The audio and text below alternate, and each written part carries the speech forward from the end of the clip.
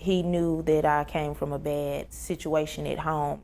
3 sisters say they were abused and threatened by a man they thought was supposed to help and protect them. I was a runaway, and he used that to his own advantage. The sisters who asked we hide their identities say they were in their early teens when they met Dallas police officer Tyrone Williams after one of the girls ran away from home and he was the responding officer.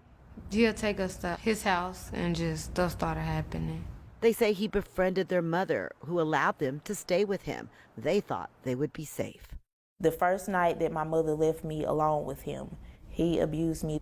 The teens say they were terrified to report the abuse. If we wouldn't do stuff with him, he'll threaten us. I was threatened. He would threaten us a lot.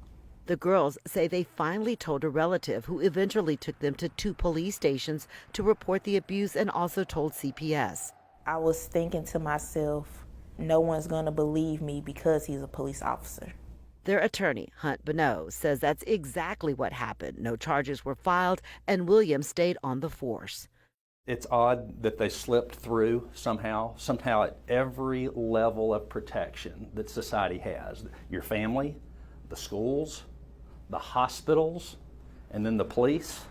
So the girls moved on until last year when another possible victim came forward to Dallas police. The girls didn't know each other but had similar stories.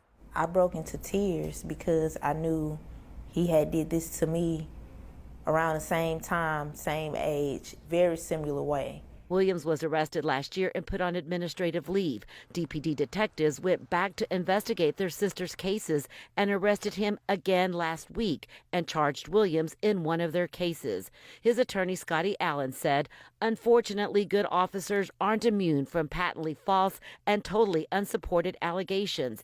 These young ladies were severely troubled youth with a myriad of disciplinary and mental health issues. Williams' cases have not gone to a grand jury. He has not been indicted or fired by DPD. The sisters, who are now in their 20s, say they're speaking out in case there are other possible victims who are afraid to come forward. Don't be scared to tell your story about anything. In Dallas, I'm Rebecca Lopez.